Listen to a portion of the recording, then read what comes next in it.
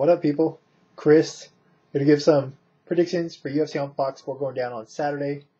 I know, on paper, trust me, I know, it looks like not an intriguing card. It's kind of like no big names really except for Shogun and Machida, but maybe they're not really matched up against opponents you want to see them against. But when I was really going over the card, I realized there's some pretty interesting fights. If you just look at the fights for themselves, separately, fight by fight, most of them, on paper, are pretty intriguing. You know, you could find something interesting about almost every fight on the card. Good storyline, fighter making a comeback, good matchup. I'm not going to go over the whole card, but I will say I'm looking forward to the Cole Miller-Nam fan fight, as well as Josh Grispy's return to the ring, taking on Honey Ah, and see how Phil Davis responds from his loss to Rashad Evans. As far as the main card, though, the Fox televised portion, you got Mike Swick making a return to the UFC, or the Octagon, after a 2-year absence, due to injury, illness, and a gang of different problems. Taking on DeMarcus Johnson. This is a fight, like I said, stylistically, this should be pretty damn entertaining. Both guys primarily like to stand, throw down. I think that'll happen here. It's hard to know what to expect from Mike Swick, considering the absence. You know, I don't think he'll be coming in at 100%. I don't know if he can ever again. It's going to be cage rust. But I think stylistically this is as good as matchup he can get, because DeMarcus may play into his strengths, and DeMarcus doesn't have the best chin. If I was Johnson, come out fast, look to overwhelm Swick before he can get comfortable. Don't know if that's going to be the case, though. I'll go with Swick by stoppage, but, you know, this fight could go anyway because you don't know what to expect from Swick. Next, if you got Joe Lozon taking on Jamie Varner. Another interesting fight.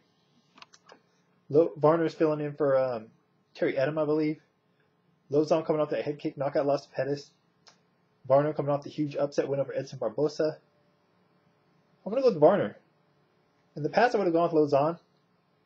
But outside from Varner getting the win over Barbosa, the way he did it, heard an interview with him after that fight. Just sounds a lot more focused, mature, like his head's back in it. And I think that he's got a style, good wrestling, better hands, better boxing, more power, that can really give Joe problems. So if Joe can't get this fight to the ground early, I think Varner wins possibly by 3rd round stoppage. Lyoto the Dragon Machida taking on Ryan Bader. Man, I don't really got a whole lot to say about this fight. You know, it'll be interesting to see how Machida comes back after that loss to John Jones. First time he's lost since then. That shook his confidence in him. I mean, he's lost in some pretty devastating fashion against Jones and Shogun. That said, I don't see Bader as much of a threat to Machida at all. Sure, Bader's a better wrestler, but he's a lot more slow. He's plodding on the feet. I don't know if he'll be able to corral Machida. Machida's got really good takedown defense as well. Standing, got to give the huge edge to Machida. I think he might go back to his old school elusive game, kind of point fighting. People hated it, but I think it'll fare him best here. So go with Machida by decision. Main event, Mauricio Shogun Rua taking on Brandon Vera. Was originally supposed to be Brian Stann versus Hector Lombard. Now, like most people, not everybody, like most people, I was surprised to hear this is the main event. Mostly because Brandon Vera, he just hasn't been a main event fighter for years. Nor do I see him as much of a threat to Shogun. You know, Vera just hasn't looked looked good since moving down to light heavyweight. Even in victory, hasn't looked good. Shogun's coming off a war against Dan Henderson. He's been out for a little bit. Hopefully he's had time to fully recuperate from that fight. If so, he should win this fight. I think he's a better stand-up fighter. I think he hits harder. I think he's a more confident fighter. I think he's better on the ground. Vera's probably the better wrestler, but that's it. And even if Vera gets Shogun down, puts him down, I don't think he's going to be able to do much with him there. So, plus it's a 5-round fight. Something Shogun's got experience in. Vera, not so much. Shogun all day. I think he beats him up on the feet. I don't know if it hits the ground or not, unless it's Vera getting hit and knocked down, but I just don't see Vera winning this fight any way, shape, or form. I'm sure there is ways he can win this fight, but I don't see it happening.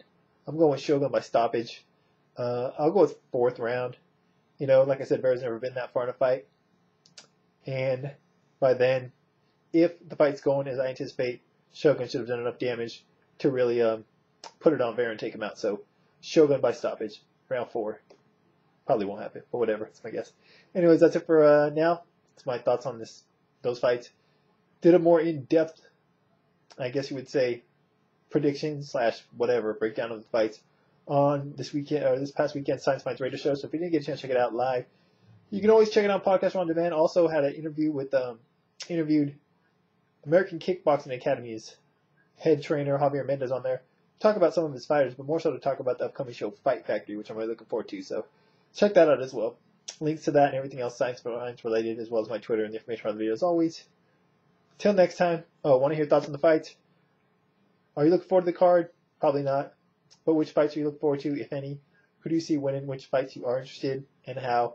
And any other general thoughts. Till next time, I'm out.